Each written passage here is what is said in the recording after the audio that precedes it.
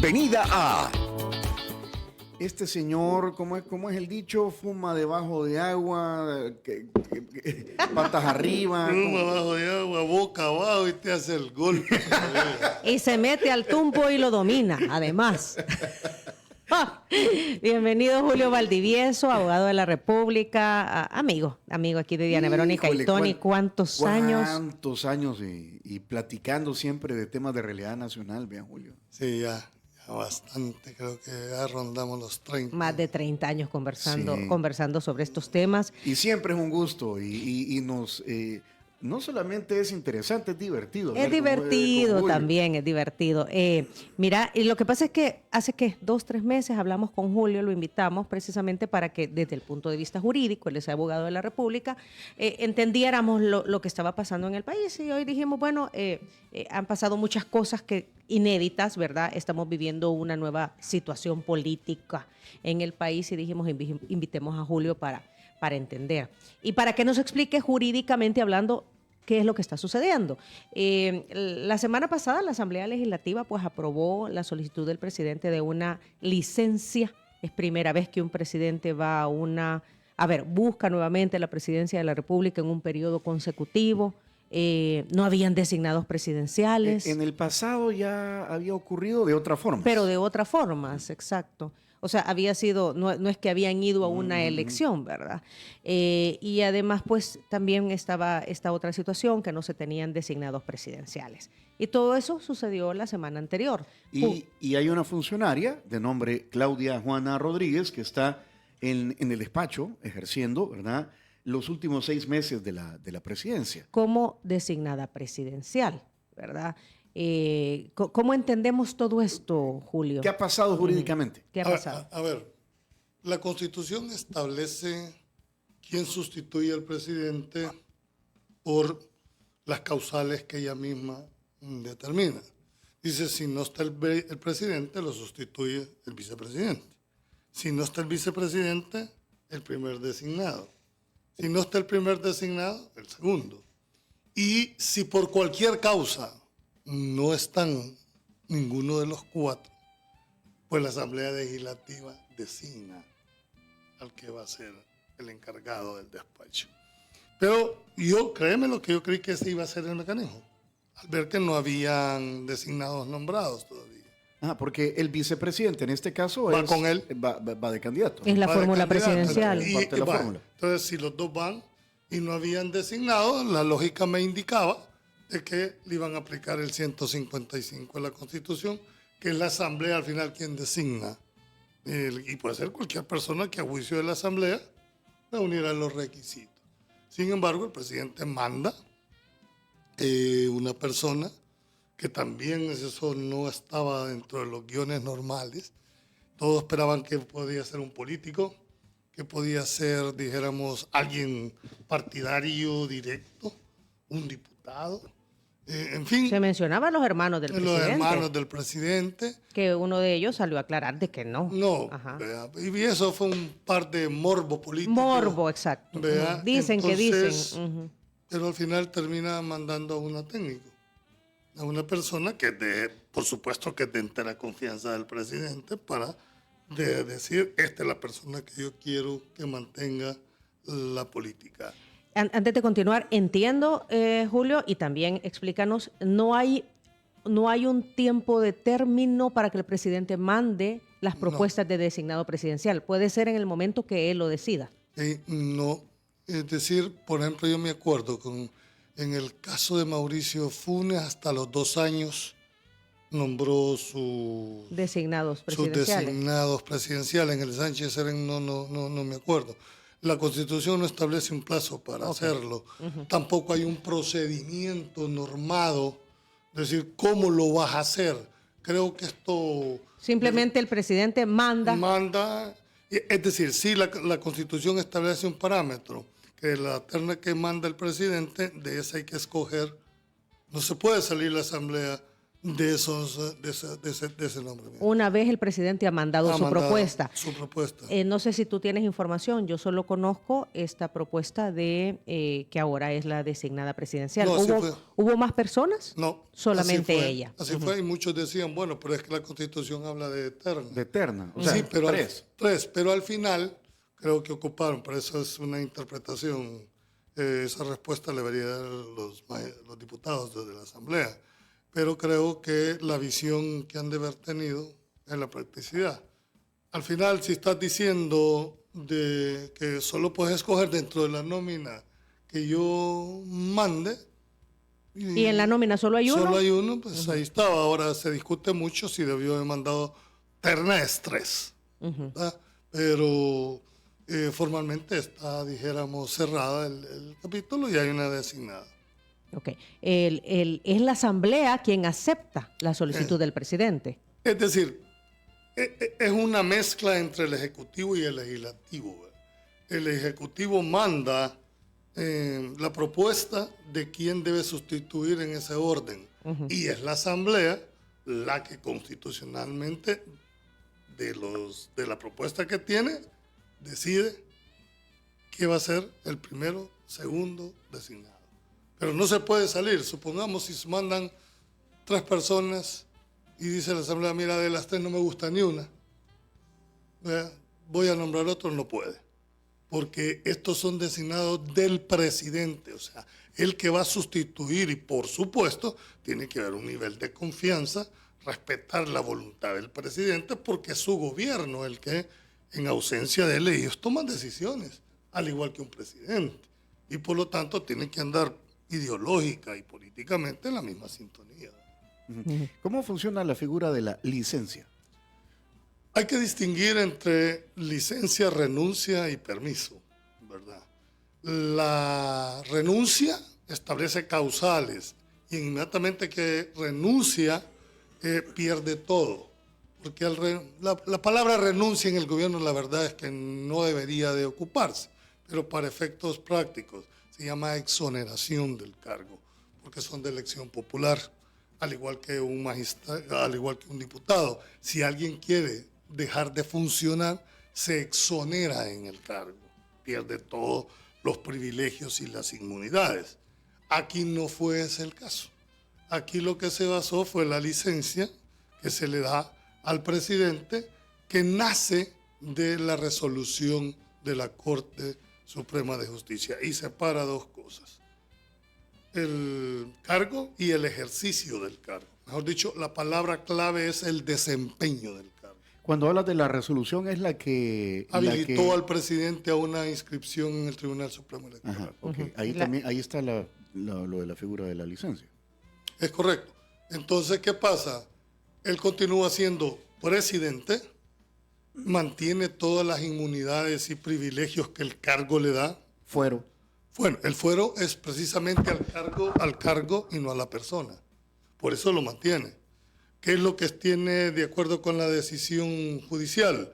El ejercicio de la presidencia, el desempeño de la presidencia. Es el que está, dijéramos, habilitado para que lo haga la designada.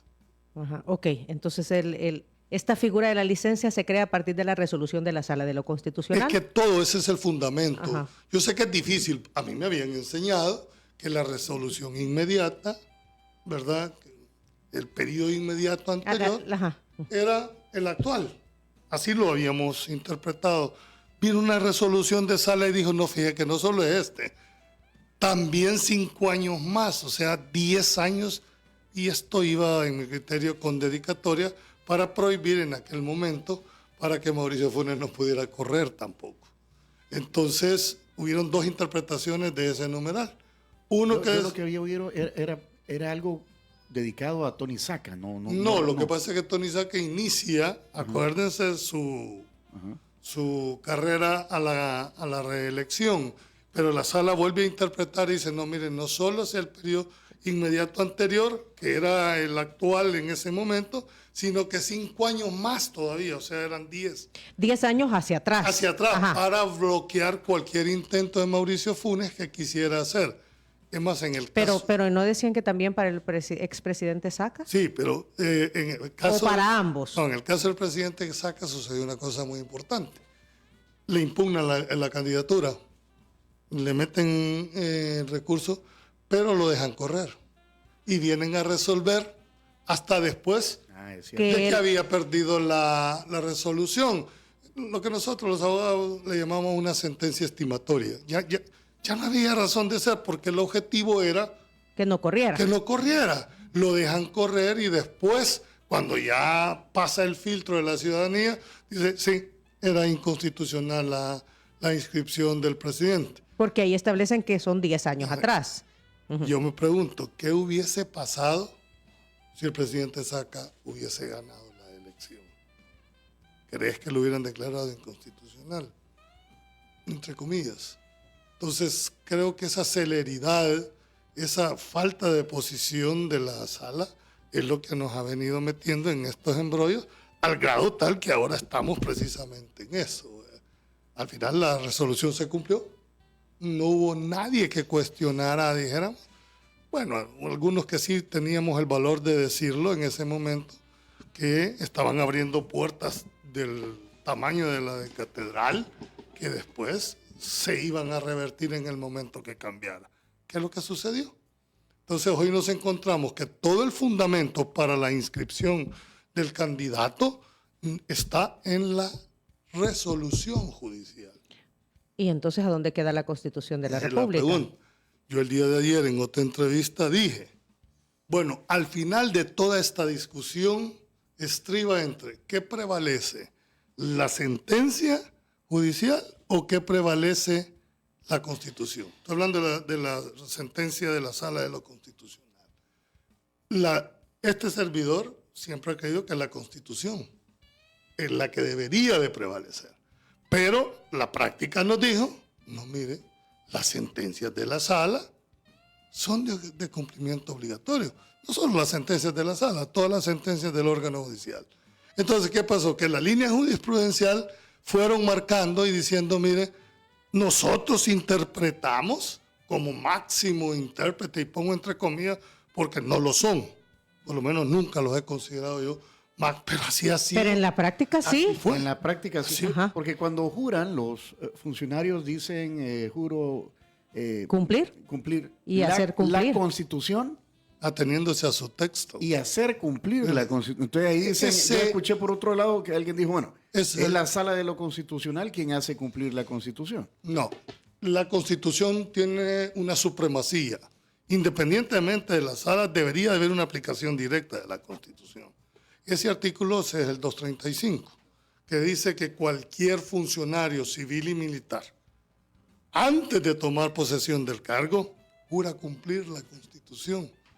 Cualquiera que sean las resoluciones, ateniéndose a su texto, es decir, a la literalidad de la norma, ¿verdad? Sin embargo, eso nunca sucedió. Pongo un solo ejemplo. También lo decía el día de ayer.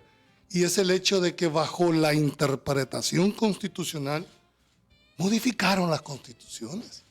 Bajo el seudónimo de interpretarla, no solo la cambiaron, sino la modificaron por una decisión judicial. Eso lo dijimos en su momento. ¿Y cuál es esa parte? Uno, cuando se permitieron las candidaturas no partidarias. El artículo 85 de la Constitución es clave. Te dice que el único instrumento para accesar al poder son los partidos políticos. Pero Pero, dijeron los señores, no, fíjate que también hay candidaturas no partidarias. Y pregunto, ¿dejaron de cumplir esa sentencia? No, no la dejaron de cumplir. que por cierto fue solicitud del ahora vicepresidente de la República, De la República, Ulloa. Félix Ulloa. Ajá. Metió la inconstitucionalidad de esa norma. Si vos me preguntas a mí, ¿usted considera que debe de haber candidatura? Sí, pero no por una decisión jurisdiccional. No solo eso, modificaron una cláusula pétrea, que era el artículo 85. De que los partidos políticos... Sí, son- Que es el vehículo a través del cual... Único. Yo no entiendo cuál es otra palabra que deberían de interpretarse. Se interpreta lo oscuro, se interpreta lo que no se entiende, ¿verdad? Yo creo que confunden lo que es una interpretación con lo que es una lectura comprensiva del texto. Son dos cosas diferentes. Sin embargo, bajo esa sombrilla de la interpretación, si dijeron cosas que la Constitución no permitía, ¿verdad? O, en otros casos, modificaron la Constitución. Porque al final, te quiero decir, yo puedo participar de, por último, a regañadientes que la interpreten bajo el concepto de claridad. Pero donde no podemos es cuando modifican la Constitución vía resolución judicial. Y eso fue lo que hizo. Eso es lo que ha venido pasando. Eso es lo que ha venido. Y todas las salas han tenido esa misma visión. Entonces decimos, señores, y esto es un llamado de verdad. Creo que debería establecerse los límites a las decisiones de la sala. No puede seguirse en esa cuestión que es el máximo intérprete. Yo les decía, ¿qué hubiese pasado si esta resolución que hoy la cuestiona lo hubiera dado la sala del 2009? ¿Qué hubiera pasado? La hubieran cuestionado, le hubieran dicho, ¿qué hubiese pasado? Se hubiera cumplido. Sí. Lógico. Entonces el problema no es el fondo, el problema es quién le emite. Entonces digo yo, tampoco. Creo que sí debe haber un límite hasta dónde se le debe permitir a la sala esa interpretación. Y cierro con esto. Yo he leído más de 200 veces la Constitución y no he hallado un artículo, uno, que diga que es el máximo intérprete de la sala de lo constitucional. Para mí el máximo tribunal es la Corte en pleno. Los 15 magistrados. Los 15 magistrados, los 5.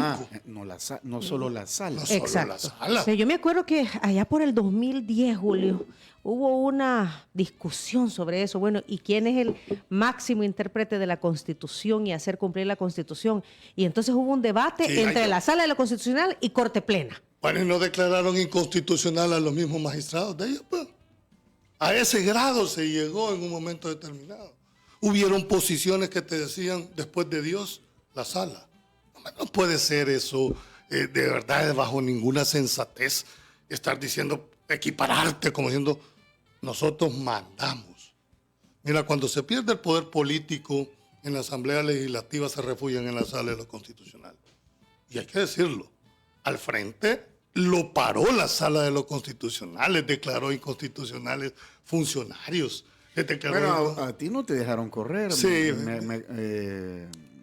A mí interpusieron un recurso en el Consejo Nacional de la Judicatura, ¿verdad? Bajo el argumento que había vinculación partidaria porque habíamos sido funcionarios. Que por cierto tengo un amparo, ¿verdad? Ya va a dormir en los sueños de los justos. Esta actual sala de lo constitucional. Y mira lo que me ha traído, que hace poco acaba el Consejo Nacional de la Judicatura, por ley tiene la obligación de decir qué abogados están aptos para Magistraturas. la magistratura. A mí me excluyeron. Entonces yo ya estaba listo para toda la batería. Contraatacar. Sí, y yo tenía todo porque era claramente, en mi criterio, una decisión totalmente ilegal. Sin embargo, debo de reconocerlo, ¿verdad? Que me mandaron una nota aclaratoria que por un error involuntario no había sido considerado En la lista. En la lista. Y que Aptos para magistrados. y que iban a corregir. Bueno, y yo, el fin es esto, pero el mensaje estaba claro. Que me van a decir que se equivocaron, porque ahí están unos parientes míos en la lista. Demos el beneficio de la duda, pero estamos. A ese nivel estamos cuando en este país, por alzar la voz, te tiene consecuencias graves. En ese momento yo seguía cuestionando seriamente a la sala porque decía que estaba sentando precedentes que después se iban a revertir al cambiar la correlación. Y Me entonces, bloquearon, no pude seguir. ¿Y dónde estamos ahora? El tiempo me dio la razón. Cambió la correlación de fuerza. Es más, la sentencia que habilita la inscripción del candidato Bukele, ¿verdad? Hace alusión a 3 párrafos específicos, diciendo, ahora ya cambió la correlación o ya nueva interpretación. Es más, dice en uno de sus contenidos, porque esa demanda la interpone el licenciado el doctor Anaya por la pérdida Salvador de Enrique ciudadanía, Anaya. Ujú. ¿verdad? Y dice, bueno, no debió haber sido admitida esa resolución. Y pega el tema. ¿Cuál es el problema al final de los que atacan, dijéramos, o que no comparten? Es que hay una ilegitimidad de origen. Es decir, ellos dicen, esta sala no es legítima. Esta sala no tiene porque fueron destituidos los que anteriores. se fueron sin haberle seguido un procedimiento para ello, y los otros, ¿verdad?, fueron nombrados sin haber sido propuestos por los abogados o por las famosas 2 listas. las 2 listas. Entonces, yo les digo, bueno, hay que, para ser objetivos en el análisis, es un argumento fuerte, de peso, y aquí viene el otro argumento. Y dice, sí, pero la legitimidad de la sala la dio la Asamblea al actuar de manera directa en el proceso de nombrarlo. Yo los puedo nombrar, yo los puedo destituir, porque no hay una ley secundaria que establezca las causales de destitución. Hasta este día no la hay. Pero lo más grave, y para mí creo que eso, no porque yo lo diga. Quizás un paréntesis antes de seguir en ese punto. Las elecciones de segundo grado, como la de los magistrados de la Corte Suprema de Justicia, lo hace la Asamblea Legislativa y así otros cargos. En cualquier momento la Asamblea Legislativa puede cambiar a ese funcionario. Claro, y no lo hicieron de esta manera. Pero aplica para la Sala de lo Constitucional, aplica para un procurador general. De acuerdo a lo que viene yo no dictando comparto eso. Yo no lo comparto. Dictando la jurisprudencia, sí. Sí. Porque vaya al fiscal, al procurador general. El debido proceso, ¿verdad? Pero aplicaron la Constitución de manera directa en el caso específico de los magistrados, porque no hay una ley secundaria que diga cuáles son las causales para destituir a los magistrados. Nunca se ha dictado. Creo que también eso los va a llamar a la reflexión. Pero ¿sabes qué le dio más legitimidad en mi criterio a la hora de tomar? Fue que los otros 10 magistrados que habían sido electos, dijéramos, por las anteriores asambleas, Hicieron corte, cabal. Entonces yo me pregunto, si yo fuera magistrado en ese momento, de los 10 que habían sido electos. O sea, ninguno dijo, no, yo con estos nuevos no. ¿Y por qué te hago esto? Porque quien convoca corte plena es el presidente del órgano judicial y el presidente de la sala. Y si estaba cuestionado su nombramiento, pues hombre, si yo consideraba que era inconstitucional, yo no hubiera ido. Gritaran. Aún así, yo sé que es difícil, que hay temor, que hay miedo, pero quiero decirte muy claro, para ser magistrados se necesita tener talante, se necesita tener, esos atributos fuertes que no se pueden decir. Defender tu posición. Defender tu posición. Bueno, no es tu posición, es la posición de la Constitución de la República. Entonces, decir, ustedes magistrados juraron cumplir la Constitución, ateniéndose a su texto. Y si ustedes dijeron, vamos a hacer corte plena con estos otros 5, pues me guste a mí o no me gusta. ¿Qué dice la protesta constitucional, lo que acabas de mencionar? Dice que todo funcionario civil o militar, antes de tomar posesión del cargo, jura cumplir la Constitución, ateniéndose a su texto, cualquiera que fueran las resoluciones que la contrarían. Muchos establecen que esto es el deber de no aplicación, ¿verdad? Yo puedo negarme a cumplir una resolución siempre y cuando esté fundamentada en que esa resolución contraría la Constitución. Es el deber de no aplicación.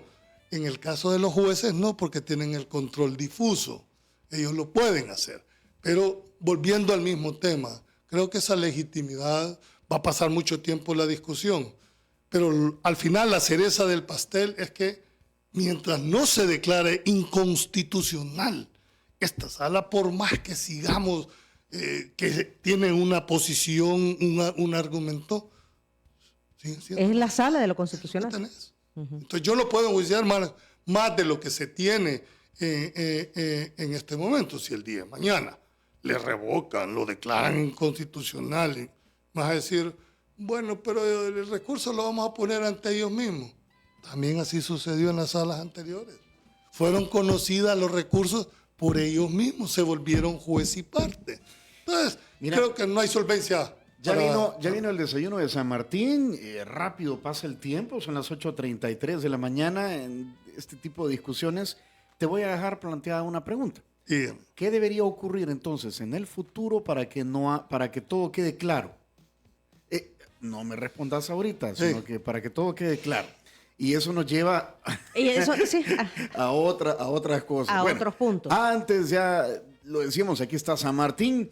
Lléguese a compartir en esta época navideña a San Martín desde las 6:30 de la mañana con deliciosos desayunos como las nuevas tostadas a la francesa con pan de muerto o un desayuno American Trio que incluye pancakes mezclados con tocino, huevos revueltos y cóctel de fruta. Disponibles en todas las tiendas San Martín a partir de las 6:30 de la mañana. Ese desayuno es para campeones nada más, compañero. Correcto. El American Trio. Bueno, ahí lo puede disfrutar en San Martín. O si no, haga como nosotros. Utilice servicio a domicilio con las amigas de Línea Rosa. Servicio de transporte conducido por mujeres que le brinda confianza, tranquilidad, seguridad. 6200-4491 o a través de Línea Rosa App. Hoy estamos conversando con Julio Valdivieso, que hay comentarios también de la audiencia. Los vamos a tomar en cuenta luego de la breve pausa y seguimos conversando sobre todo la situación que está viviendo nuestro país políticamente hablando. 8:35.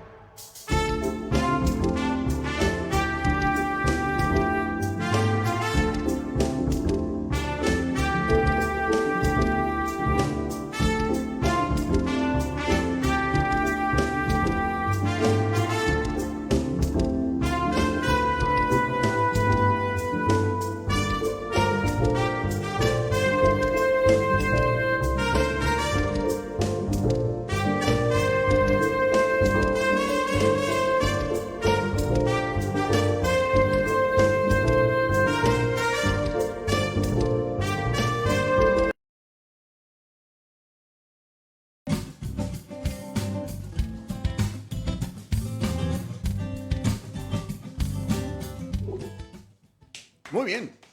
Aquí estamos a 2 cachetes. Ay, ahorita. sí. Hicimos pancitos con huevito. Gracias ¿Tú a San te comiste Martín. unas tostadas con Prosciutto, huevo, tomate cherry. Todo de dieta. Y Y mira, ¿tú sigues cultivando Sí. café, Julio? Bueno, de hecho, la última vez que había muy buen café, de verdad. el Cherito Café. Es este es el Cherito Café. Ahora viene este que es de café en grano, tueste medio de tierra bendita. Cherito Café para ti, para que sigas disfrutando el cherito en tu casa, ¿verdad? En tu oficina. el Cherito Café es el café que se degusta aquí en Diana Verónica Tueste medio, o sea, que Usted que sabe de café, entiende el tema. Y usted también, amigo Radio Escucha, puede disfrutar de Cherito Café. Contáctelos en las redes sociales, en Instagram y en Twitter, como @cheritocafé.sb. Habías dejado planteado una inquietud, Tony. Dejé planteada la pregunta, bueno, si ahorita todo está ocurriendo como producto de resoluciones de la Sala de lo Constitucional, y así ha venido antes incluso de la actual sala, ¿verdad? Y así se viene obrando legalmente, si es que me consientes el término.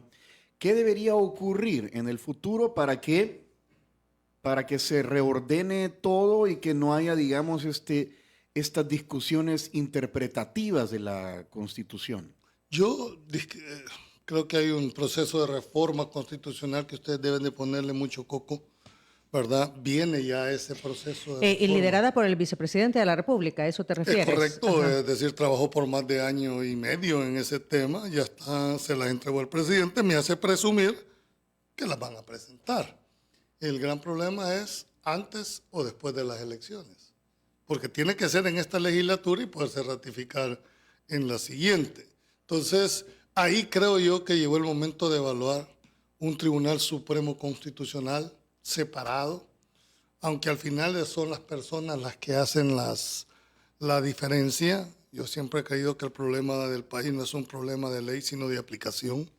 Entonces creo que el perfil de la gente que llegue allí debe en realidad ser un perfil de magistrado. Pues, o sea, Ahora, Julio, pero con ese tema muchos también juristas y analistas dicen es que miren, el país ha cambiado y la Constitución debe de adaptarse a las nuevas situaciones que se vive en el mundo y que vive el país.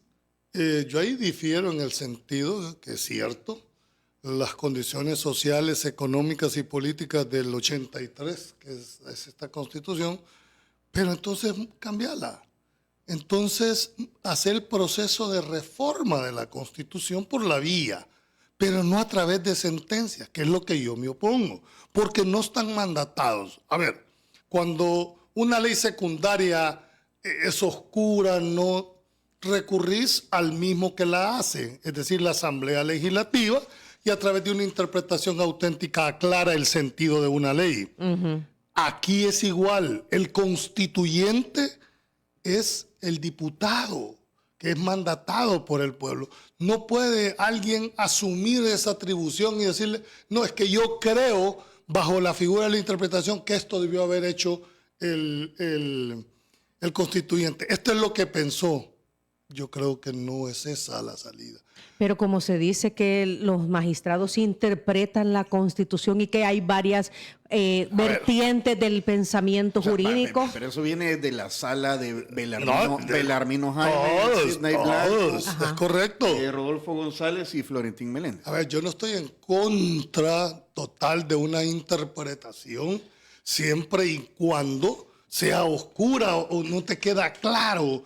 Entonces vos decís, bueno, veamos, yo he creído que lo que se debe de interpretar es la ley secundaria para ver si se adecua al texto de la Constitución, pero no al revés, no interpretar la norma constitucional para que surta los efectos jurídicos. Aquí hemos tenido sentencias totalmente, bueno, mira, hubo una que se inventaron una figura de la reviviscencia, es decir, revivir un muerto. Declararon a Eugenio Chicas inconstitucional, pero como solo le hacían falta 30 días, pues dejémoslo ahí 30 días, pues, no obstante que es inconstitucional, pues dejarlo ahí 30 días. Cuando fue la... ya me acordé de la pero ¿qué era lo de la reviviscencia? Se dio porque había una ley de...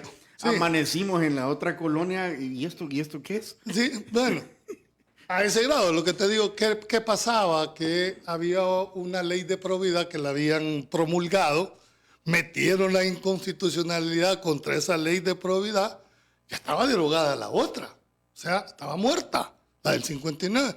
Pero no, hombre, revivámosla pues, y la revivieron. Tercer caso, el caso de los jesuitas. Declararon la inconstitucionalidad de la ley de amnistía igual. Y vuelven a revivir la del 90. Pero no solo con esa gravedad, sino que las inconstitucionales tienen efecto hacia el futuro, no tienen efecto retroactivo. Pero si no, aquí... imagínate. Y esa fue la revisión. ¿Y quién dijo algo? Salieron las voces ahí a rasgarse las vestiduras, diciendo, mire, esto atenta contra la Constitución. No, nadie se dijo nada. Entonces, tú no puedes decir, lo que antes era bueno, ahora es malo. O sea, no hay solvencia moral para hacer eso, a menos que hayas sido consecuente en las posiciones. Este servidor, durante 13 años, ha venido sosteniendo que debe haber límites para la sala, porque no puede dejarse esta puerta Ahora, abierta.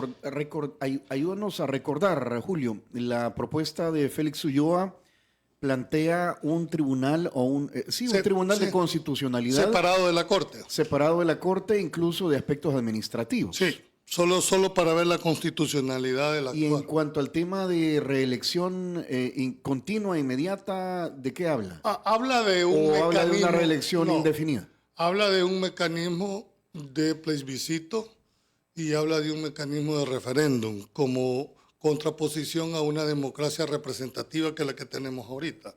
Tú le delegás al diputado, al padre de la patria, por rato quisiéramos ser huérfanos, ¿verdad? Pero así son las reglas del juego, le delegás a él la representación tuya. En el otro está la democracia directa, donde la ciudadanía, el soberano, tiene mayor participación. Por ejemplo, cuando aquí se dolarizó, no se consultó a la ciudadanía. Fue una decisión de gobierno y ahí va. O sea, hay decisiones tan delicadas que tienen que ser consultadas con la ciudadanía. Te pongo un ejemplo. El tema del aborto consentido, el tema entre matrimonios del mismo sexo. Eso yo creo que ningún gobierno tiene implícito la decisión de modificar. Habrá que consultarle a la ciudadanía, ponerlo sobre la mesa, un tema tan complicado como eso. Dos, esos mecanismos los dan. Están el referéndum revocatorio, es decir, que a medio mandato, porque yo me voy a quedar esperando que se venzan los 5 años con una persona que lleva el desastre al país, entonces establece esa situación. Me recuerdo que nos lo explicó eso. ¿Y hablaba Ajá. de sexenio también? Sí, sube la edad, en El periodo. los periodos del ejercicio. Por ejemplo, nosotros hoy vamos a 4 elecciones. Cada 15 años estamos en este mismo tema. Entonces propone que se eleven los plazos constitucionales, tanto de alcaldes, de diputados y de presidente, para 6.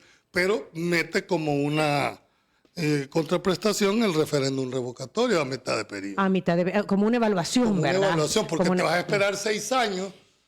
Si te llevan al despeñadero, pues a los 3 años puedas hacerlo. Ok, aquí hay varias consultas de la audiencia y nos quedan, 6 minutos. Germán Hernández pregunta, si el presidente Bukele sale electo el 4 de febrero para un segundo mandato, ¿podría volver a la presidencia antes de junio? Ok. No, y digo porque la Asamblea Legislativa tuvo en el decreto 2 cosas muy importantes. Uno, estableció de que la causa para haberle dado la licencia estriba en la inscripción y en la resolución de la sala. Pero lo más importante, le fijó un periodo De licencia. de licencia desde el 1 de diciembre al 30 de mayo 31. o 31 de mayo del 2024. Quiere decir que si él, en la pregunta, ganara la elección y quisiera regresar en abril o en marzo, no puede porque el periodo es clave en esa Quedó claro en esa, Quedó en claro, esa no decisión puede. de Y el primer de día de licencia. junio dice, ya me voy No, ese es otro al periodo. despacho otra vez, o Ah, bueno, tiene que pero tomar va por un protesta. segundo mandato, ya no está dentro del primer mandato de él. Por eso tiene que tomar protesta constitucional. Lógico, eso no lo Es un puede nuevo hacer. periodo. Es un nuevo periodo. Ajá, ok. Bueno, aquí dice TOS, que es otro gran radioescucha. Bueno, en otras palabras, la participación del actual presidente Bukele para una reelección es válida desde que el licenciado Miguel Ángel Cardosa, ex magistrado del Tribunal Supremo Electoral, lo mencionó que las resoluciones de la Sala de lo Constitucional son de cumplimiento. A ver, dos cosas. Este servidor ha sabido separarlas. Yo nunca he hablado de reelección en carácter personal. Yo lo que dije que la resolución de la sala lo que habilita es a inscribirlo como candidato. La reelección, ese es un mecanismo electoral previa consulta con el ciudadano. O sea, esa es una decisión. es que- allá, pero sí. confundir los términos reelección con inscripción. Son dos cosas diferentes. Totalmente diferentes. Porque el presidente Bukele está corriendo y la ciudadanía definirá ¿verdad? si sí o puede no. ser que no le favorezca con el voto. Pues sí. Tú de antemano estás asumiendo que va a ganar, entonces... La reelección es que él no se sometiera a un nuevo A una proceso opción. electoral, ¿verdad? Ahora, políticamente, ¿qué va a ocurrir, según tu criterio? Ya creo- no estamos hablando de leyes. Ese es de legitimidad. Vas a ver primero, quizás lo que pasa es que la oposición del país perdió, en mi criterio, la oportunidad de poder, bueno, todavía está a tiempo, pero no veo esas señales, de hacer una articulación y presentar un frente común, que es más fácil. Porque yo te voy a decir una cosa, me pongo en los zapatos.